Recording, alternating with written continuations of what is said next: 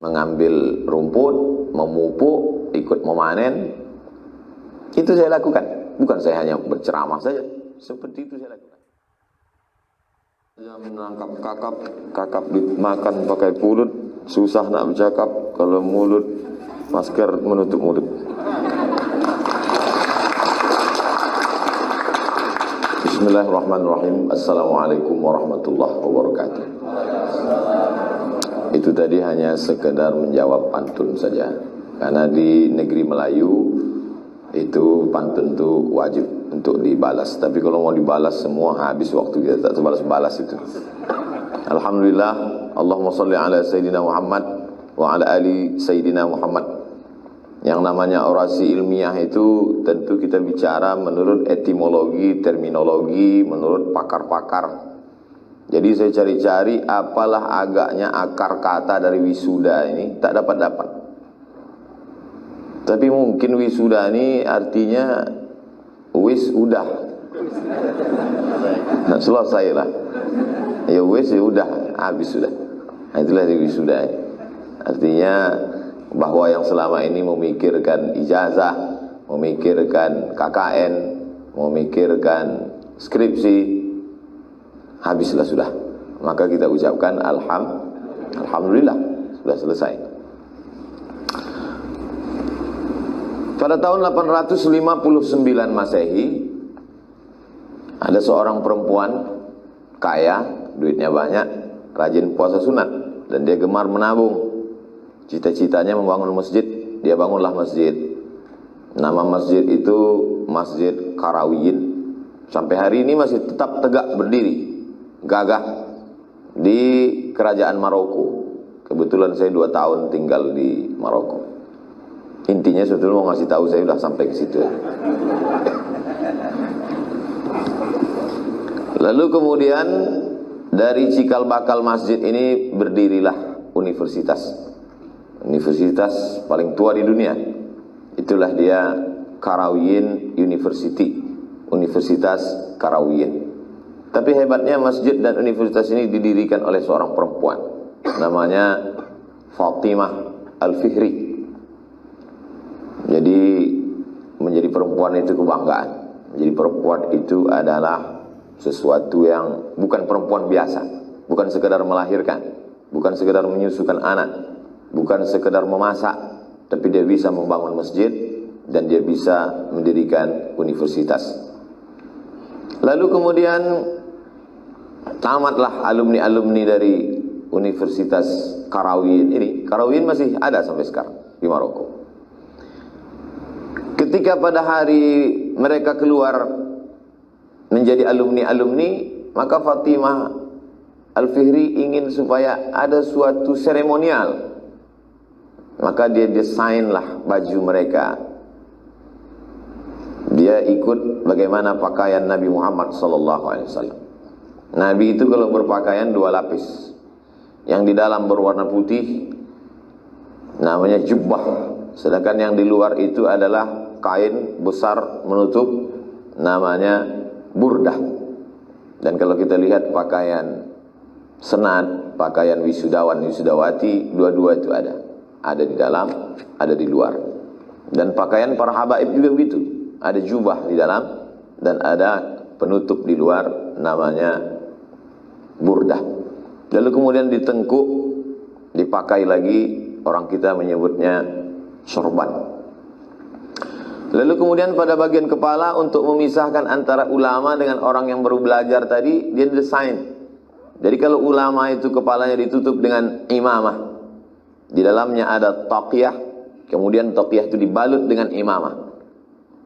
Lalu kemudian dia desain, tidak dibuatnya seperti itu, akan tetapi dia desain sendiri. Fatimah Al-Fihri sendiri mendesain, dia buat peta 4 di atas, supaya orang-orang yang sudah tamat belajar itu tetap ingat peta 4 di kepalanya itu, ingat dia pada peta 4 yang ada di Makkah Al-Mukarramah. Hatinya boleh mengingat apapun, tapi kepalanya tetap mengingat Ka'bah. Fawalli wajhaka, dimanapun kau menghadap, fawalli wajhaka syatral masjidil haram. 300 tahun setelah itu, melompatlah peradaban Islam dari Maroko ini melewati Selat Gibraltar, Samudra Atlantik, sampailah ke Eropa, lalu kemudian berdirilah universitas pada abad ke-12, berdirilah Universitas Cambridge, Universitas Sorbonne Prancis, universitas itu dimulai pada abad ke-12. Artinya apa? 300 tahun Qarawiyyin, mereka datang belajar ke Qarawiyyin, melihat bagaimana membuat bangunan. Makanya arsitektur di Eropa itu banyak mengambil dari Maroko, Maghribi, tempat tenggelamnya matahari. Waktu itu umat Islam adalah umat yang luar biasa, kaya raya, punya kekuasaan. Maka orang biasanya selalu meniru orang yang kaya, meniru orang yang punya kekuasaan. Waktu itu muncul di Eropa namanya Mozarabic. Mozarabic adalah orang-orang Eropa yang mengikut tradisi orang Arab. Dari mulai arsitektur bangunan rumah, sampailah cara berpakaian. Akhirnya wisudawan wisudawati dari Cambridge, dari Oxford, dari Sorbonne, Cambridge, Oxford di Inggris, Sorbonne di Paris, Prancis, mereka pun mengikut cara berpakaian itu. Jadi berputar dia dari Maroko ke Eropa, lalu kemudian dibawa oleh Belanda ke Indonesia. Akhirnya universitas-universitas di Indonesia pun pada saat wisuda memakai pakaian itu. Begitulah perputaran peredaran peradaban. Lalu kenapa Ustaz tidak pakai itu? Saya orang Nusantara, jadi saya pakai batik aja.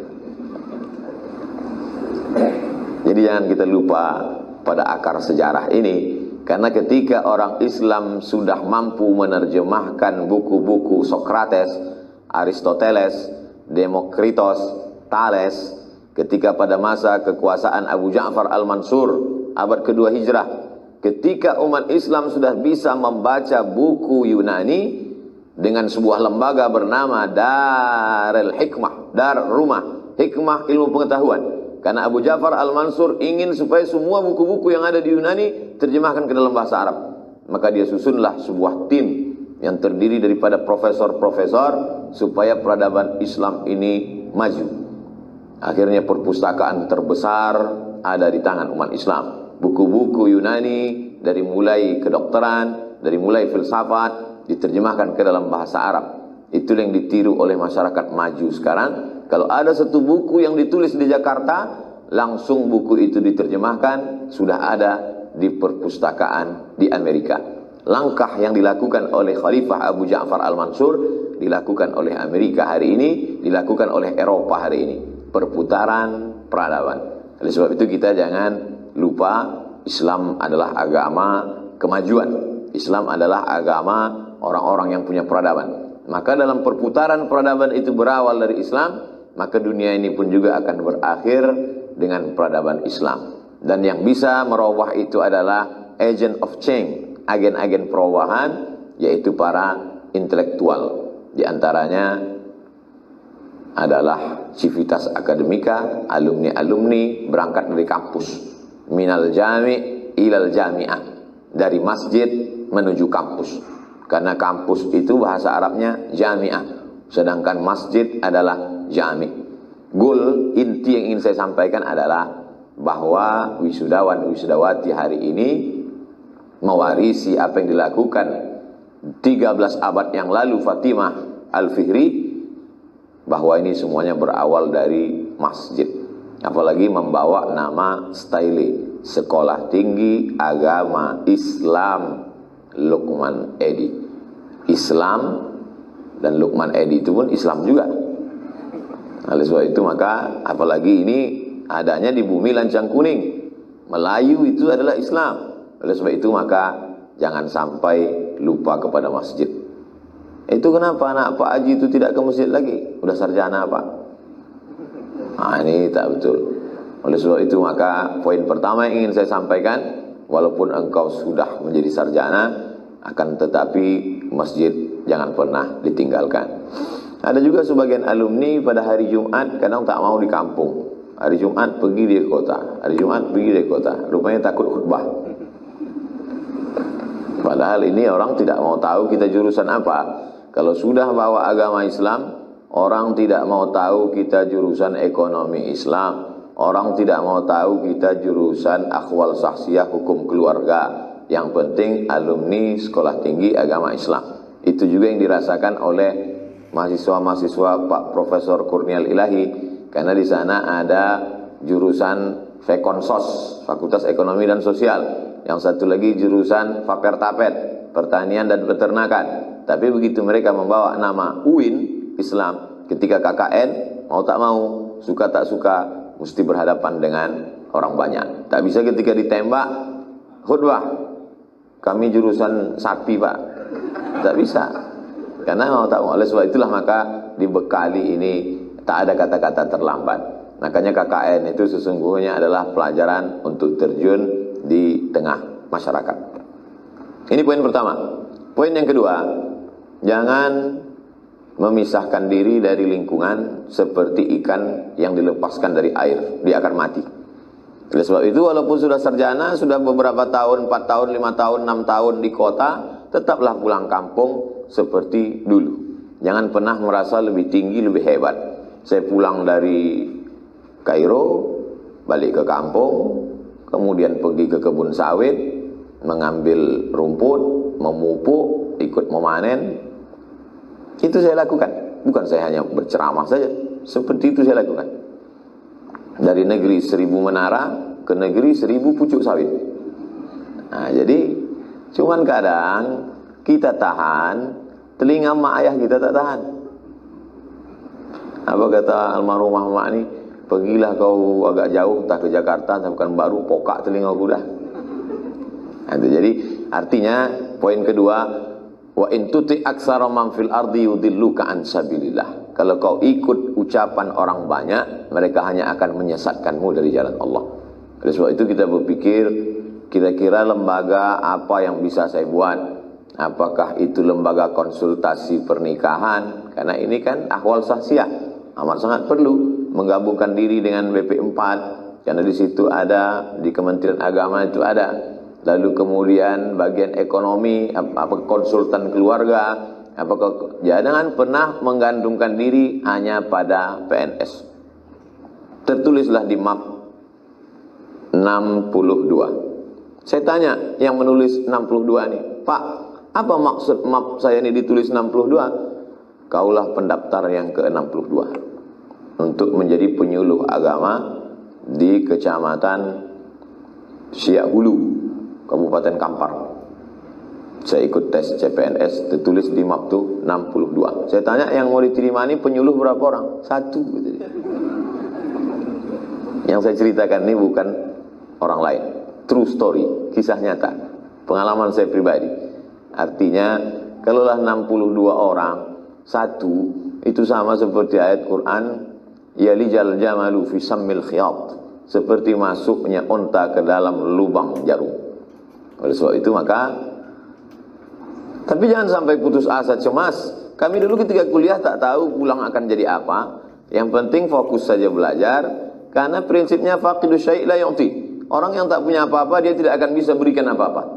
Jadi alhamdulillah selama 4 tahun, 6 tahun di Staile sudah dibekali semua ilmu ekonomi syariah, kemudian dibekali dengan ahwal sahsiah, tinggal pengembangannya saja lagi di tengah masyarakat.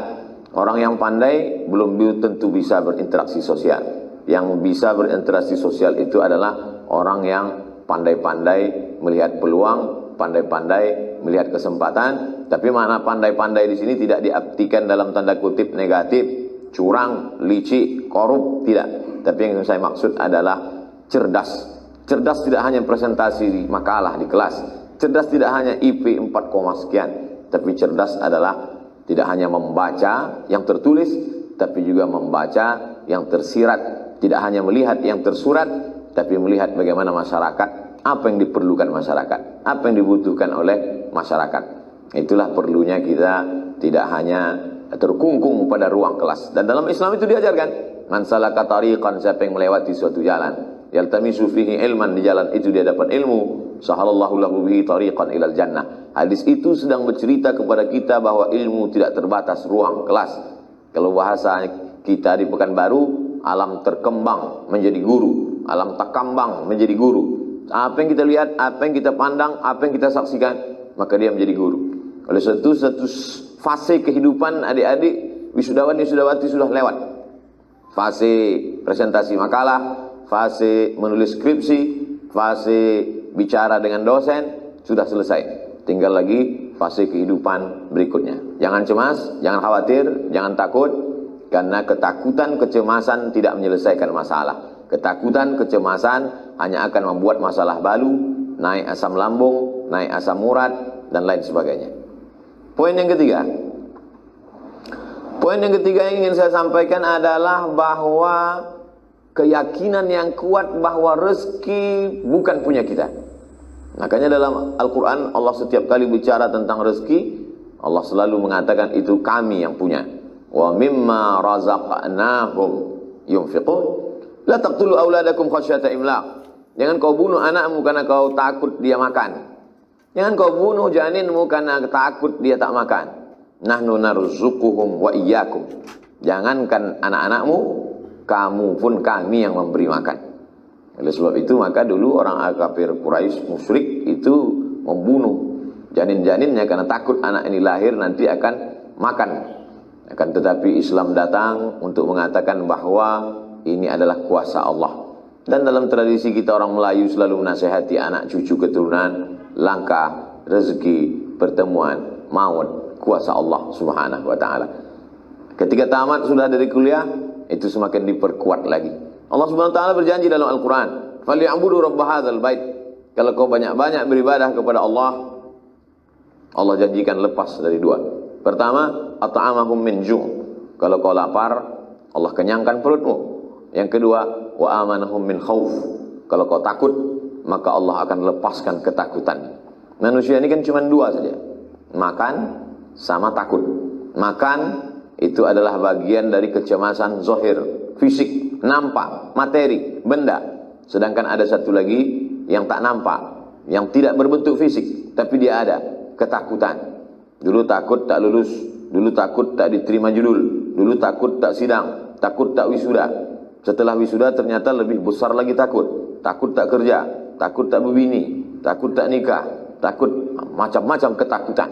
Dan ketakutan ini sudah habis semuanya, karena ketakutan itu hanya untuk Allah Subhanahu wa taala. Makanya kita dipesankan dalam khutbah Jumat, kata khatib, takutlah kamu kepada Allah, karena kalau sudah kau habiskan ketakutanmu untuk Allah, takut-takut yang lain itu menjadi kecil. Tapi kalau takut-takut ke yang lain lebih besar, maka takut kepada Allah pula yang menyusut dan mengecil. Oleh sebab itu maka ini semua berproses. Oh dulu Ustaz waktu pulang ada juga rasa takut. Oh ya, apa tak takut? LCMA, sebelah kiri S1 Al-Azhar, sebelah kanan S2 Maroko, LCMA. Bebannya lebih besar, sarjana luar negeri, ketakutan. Tapi kita lakukan saja apa yang bisa kita buat. Kata Allah Subhanahu wa taala, wa qul i'malu, berbuatlah. Fasayarallahu amalakum. Allah yang akan melihat perbuatan kamu, wa rasuluhu, rasul yang akan melihat, wal mu'minun, orang-orang beriman yang akan melihat. Hari ini wisuda, sesungguhnya saya tidak hanya sekedar memberikan orasi ilmiah, tapi saya juga sedang mengembalikan memori silaturahim lama. Di sini ada Pak Profesor Kurnial Ilahi. Beliau adalah guru besar kami di Fakultas Usuluddin dulu, tempat saya mengajar dari tahun 2008. Lalu kemudian pula ada sahabat-sahabat saya, Bapak Ketua Senat, itu sahabat saya dulu sama-sama di Universiti Kebangsaan Malaysia. Lalu kemudian setelah pulang ke Pekanbaru, beliau beri saya kesempatan untuk mengajar di Staile. Mengajar saya sempat 1 semester, tapi dulu saya ini orangnya termasuk pemarah. Karena mahasiswa itu ribut, saya suruh diam, mereka tak takut. Karena saya dianggapnya macam semester 7, muda kali jadi dosen. Nah, akhirnya emosi saya tendang dinding itu, jebol. Nah, sejak itu saya tak datang-datang lagi. Disangka style ini saya marah, padahal saya tak datang itu bukan karena marah, tak datang itu karena takut, saya disuruh mengganti dinding. Nah, sebab itu hari ini silaturahim itu alhamdulillah tersambung kembali. Poin keempat, adik-adik pulang sambung silaturahim. Kalau kita pokok kecil, bernaunglah di pohon besar. Cari di kampung halaman, di kecamatan, di kabupaten, tempat kita tinggal, cari pokok besar. Yang kira-kira batangnya bisa tempat kita bersandar, daunnya tempat kita bernaung, akarnya tempat kita bersila. Bukan kita memanfaatkan, tidak. Itu dulu yang kami lakukan ketika pulang ke Pekanbaru. Silaturahim dengan senior, silaturahim dengan kawan-kawan, silaturahim. Betul kata Nabi, man ahabba ayyubsatalahu fi rizqihi, siapa yang mau lapang rezekinya, wa yunsa'alahu fi atharihi, mau dipanjangkan umurnya, falyasil rahimahu, hendaklah dia menyambung tali silaturahim. Pulang ke Pekanbaru, datang saya silaturahim ke rumah senior saya di Maroko dulu, Ustadz Firman Surya Putra yang sekarang dosen di Staile. Kemudian kata beliau, abang sedang mengajar ini di Masmur, ada peluang? Ada. Dikasihlah beberapa mata kuliah, mulailah saya mengajar di Masmur. Setelah itu baca Riau Pos, ternyata ada penerimaan dosen, ikut tes dosen. Ketika ikut tes dosen, pas pertanyaan itu, Anda mau jadi dosen? Ya Pak. Sudah pernah mengajar? PD kita mengatakan, sudah. Berapa lama? Baru diterima di Masmur. Itu. Oleh sebab itu maka artinya jangan pernah putuskan silaturahim dengan siapapun. Jadi saya sampai hari ini pun setiap diundang ke hotel, ke masjid, ke lembaga pendidikan, itu saya niatkan selalu untuk menyambung silaturahim. Karena Nabi yang menjanjikan, yubsatalahu fi rizqihi, dilapangkan Allah rezekinya, wa yunsa'alahu fi atharihi, dipanjangkan Allah umurnya. Adapun pepatah orang Melayu itu selalu punya filosofi yang dalam. Saya selalu disampaikan orang tua-tua, kalau memang batu tenggelam, kalau memang kapas terapung, kata dia. Artinya apa? Kita ini dua kemungkinan. Kalau memang kita ini kapas, kalau memang kita ini sabut kelapa, maka terapung dia ke atas. Kalau memang dia batu, dia ke dalam. Tapi menjadi sabut kelapa, jangan bangga walaupun di atas, menjadi batu pun belum tentu terhina. Karena masing-masing ada peluangnya. Kalau memang engkau bukan batu cincin, jangan berkecil hati. Karena sambal belacan tak akan jadi kalau tak ada batu gilingan. Menggesek batu bata hanya akan menghabiskan gerenda. Karena kalau memang dia batu cincin, 2-3 kali gesek berkilau, nampak dia. Tapi kalau 2-3 kali 10 gesek tak juga berkilau, bawalah dia ke dapur, lebih bermanfaat. Tapi masing-masing ada kelebihan. Apa sebetulnya isi ucapan Ustaz ini? Sarjana-sarjana mudah menangkap itu. Apa maknanya? Bahwa tidak ada kita ini yang tidak punya kemampuan. Masing-masing punya kelebihan yang diberikan Allah Subhanahu wa taala. Hanya saja ketika di kampus dia belum nampak. Karena ini masih bahan mentah. Nanti ketika terjun di masyarakat barulah nampak. Saya tidak mengatakan semua alumni sekolah ekonomi, jurusan ekonomi dengan ahwal sosiah mesti jadi ustadz, enggak. Tapi sebagai sampel, saya jurusan hadis. Mestinya saya mengajarkan kitab hadis, mengajarkan hadis di kampus. Tapi kemudian malah ceramah tabligh akbar. Itu sebetulnya sudah keluar dari jalur. Oleh sebab itu ketika ceramah saya diupload di internet, kawan-kawan saya yang masih di Maroko itu WA. Mereka terkejut, kata mereka, bisa juga kok ceramah ya. Karena dulu waktu selama di Maroko, saya di PPI, Persatuan Pelajar Indonesia, itu di bagian SDM, sumber daya manusia. Ketua SDM, kerjanya menyusun. Siapa yang khutbah, siapa yang ceramah, siapa yang kultum, siapa yang imam tarawih di Kedutaan Besar Republik Indonesia. Saya mau jadi penyusun supaya saya tidak ikut masuk dalam. Jadi saya tunjuk aja, kau jadi imam, kau jadi khotib, kau nanti ceramah, kau nanti Isra Mi'raj, kau maulid Nabi, nanti hari Jumat nih, saya buat semua. Pasti kata mereka, nama kau tak ada, aku kan yang nyusun. Tapi ternyata setelah pulang, rupanya di situ bidang kita. Begitu juga dengan adik-adik sekalian, boleh jadi sekarang belum lagi. Tapi nanti ketika terjun di masyarakat, maka di situ nampak. Mungkin dia pemasarannya luar biasa. Ini kan ekonomi. Dia bisa jadi konsultan ekonomi, dia bisa buka usaha di kampung halamannya masing-masing.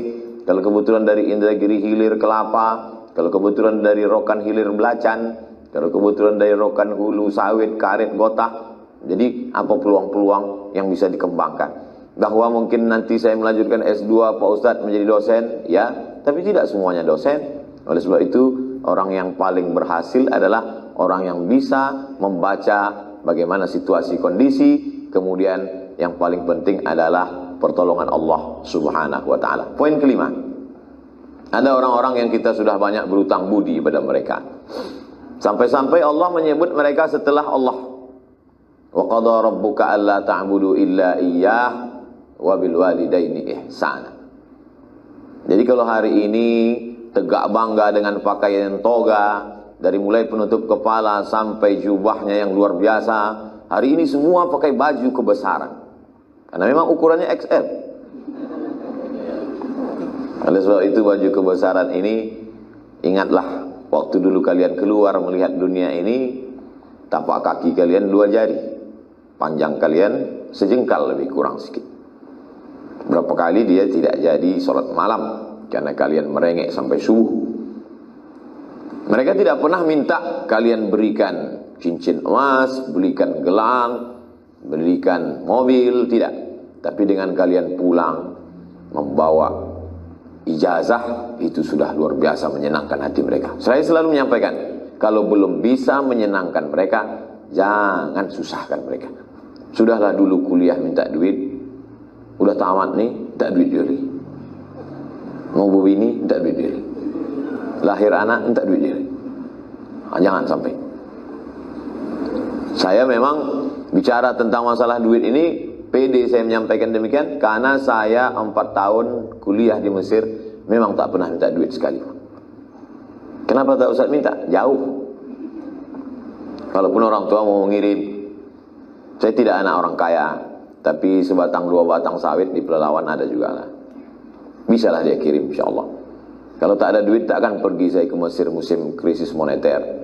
20.000 harga dolar waktu itu. Bisa sampai saya ke Kairo. Mau cerita aja bahwa saya ada duit. Tapi untuk minta duit saya tak mau. Susah-susah saya manfaatkan 160 pon beasiswa Al-Azhar. 50 pon sewa rumah, 50 pon untuk makan, 50 pon untuk ongkos, dibagi lagi 20 ongkos bis, 30 pon simpan. Mana tahu nanti ada masa sulit, menabung. Dan 4 tahun saya tak pernah ngutang. Sekali pun tak pernah saya utang. Pergi saya ke Makkah, memegang duit tabungan yang saya bawa dulu. 98 saya sampai, 2000 saya pergi haji, duit 2 tahun itu bisa bertahan. Itulah untuk ongkos kapal laut sampai ke Makkah.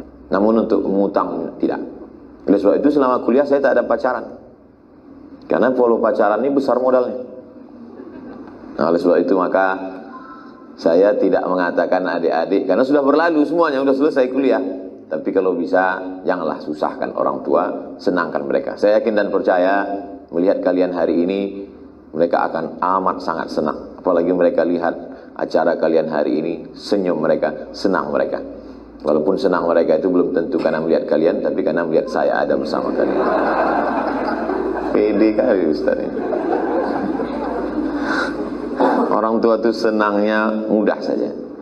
Apa dia katakan, apa dia cakapkan, kita diam saja. Jurus bersama orang tua itu diam. Ustaz ini mak saya umur 70 tahun, dia katakan begini, begini, begini. Apa kata saya? Diam.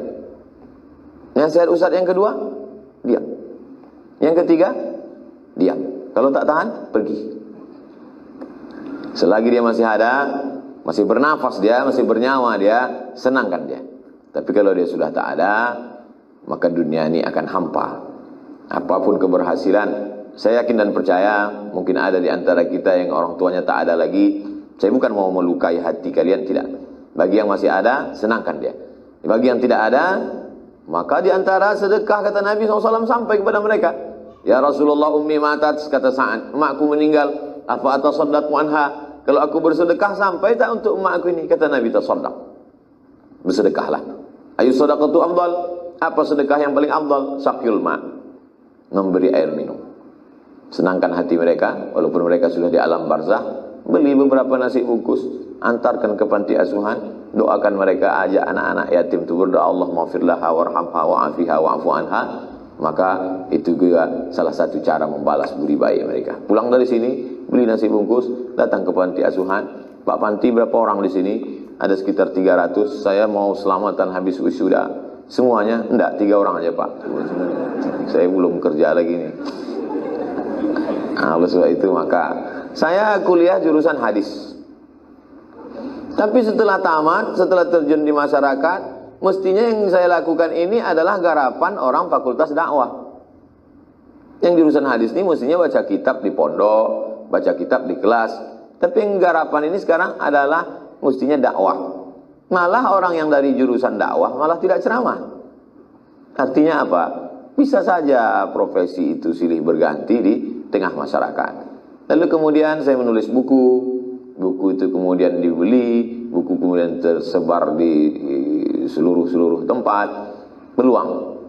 Jadi ketika dulu banyak orang bertanya ke saya, tiap hari itu saja yang ditanyakannya. Masalah Sayyidina, masalah usolli, masalah janggut, masalah kaki celana, masalah maulid Nabi. Kemanapun saya ceramah, itu aja dijawab. Sampai hafal saya. Makanya banyak orang hebat betul Ustaz Somad itu. Dia kalau menjawab itu bisa disebutkan yang kita-kita. Apa tak bisa? Dari pagi sampai malam itu aja ditanya orang.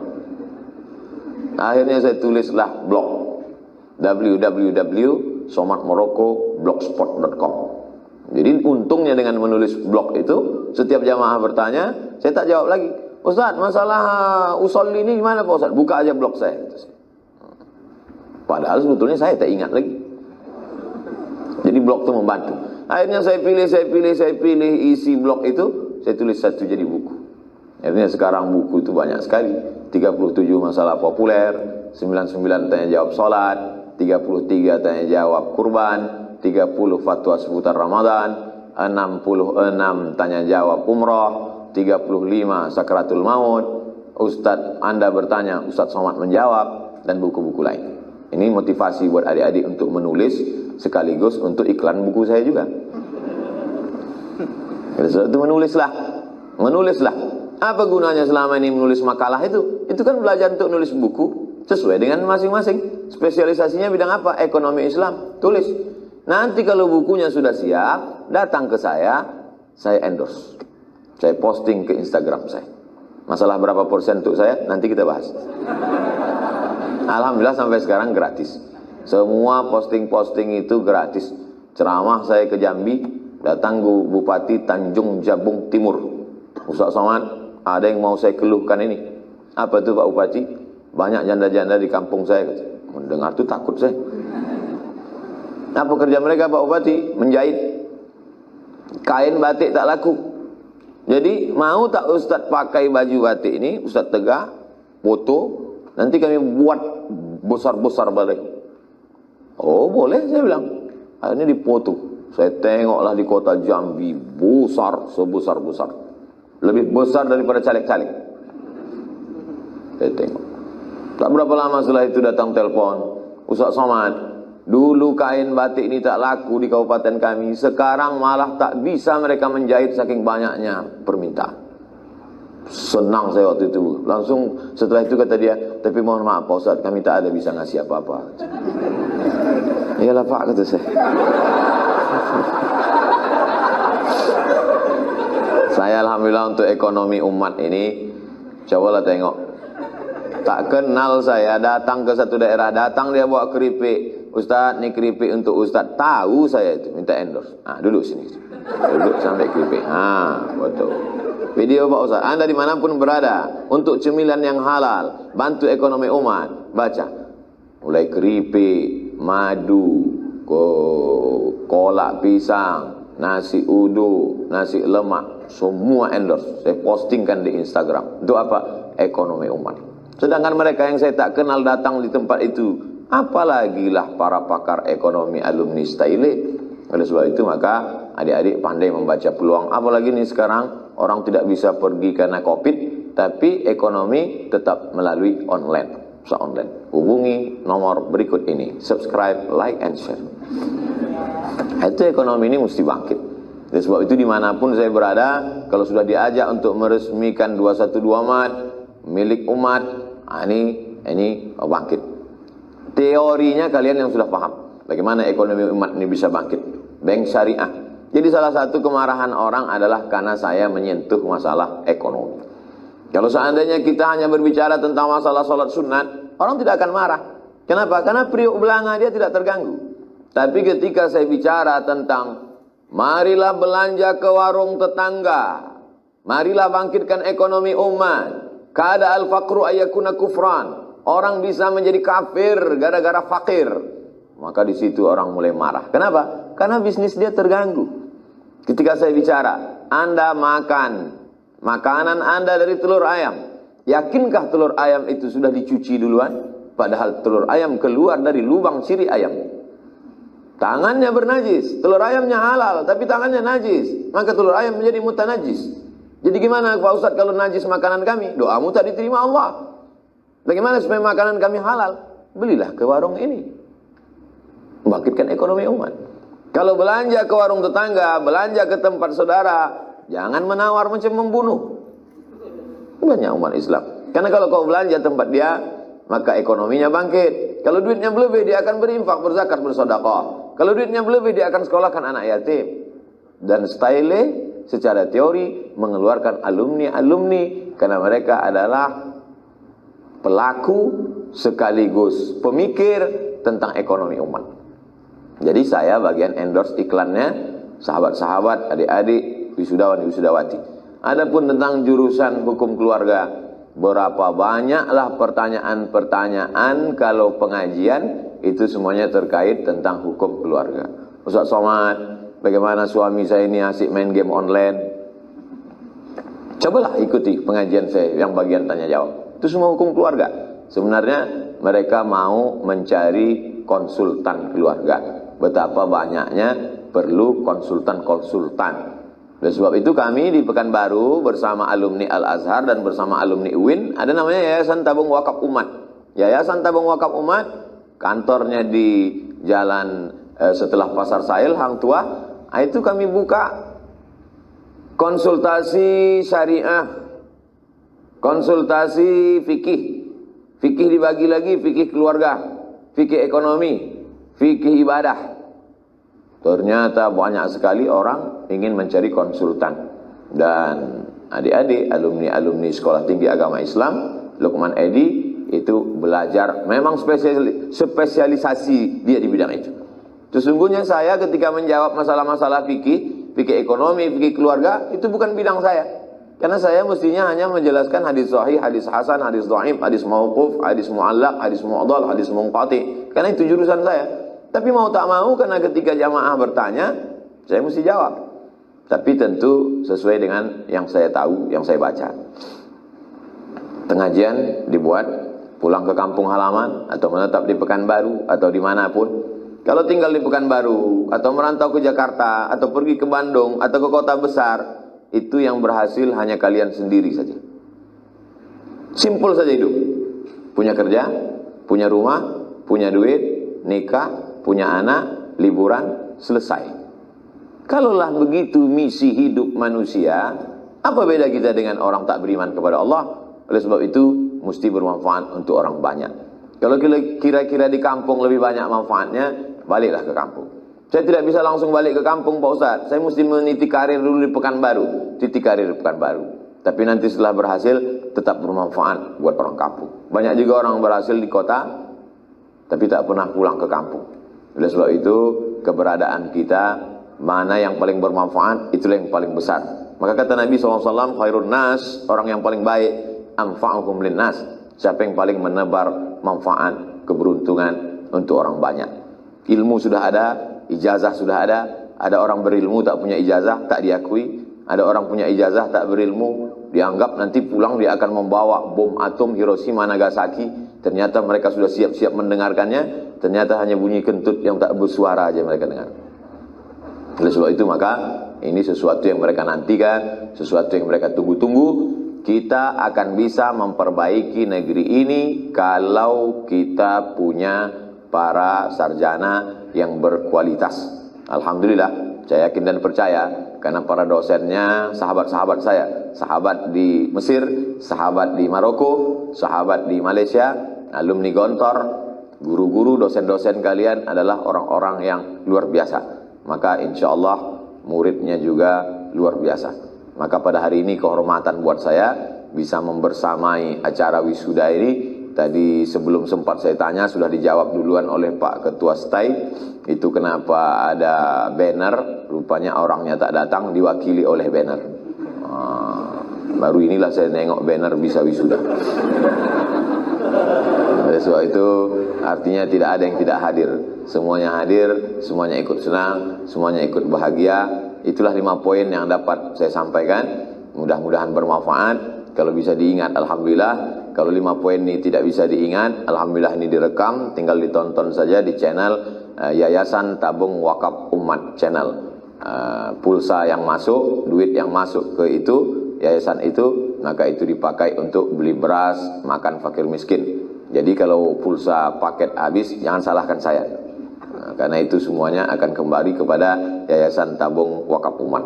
Saya kira 5 poin itu yang dapat saya sampaikan, mudah-mudahan bermanfaat. Terima kasih atas segala perhatian. Mohon maaf atas segala kesilapan dan kekhilafan. Sekali lagi tahniah, selamat kepada wisudawan, wisudawati Sekolah Tinggi Agama Islam Lukman Edi. Mudah-mudahan berkah ilmunya, berkah rezekinya, dan menjadi suluh di tengah gelap. Riau bumi lancang kuning menjadi baldatun thayyibatun wa rabbun ghafur. Terima kasih.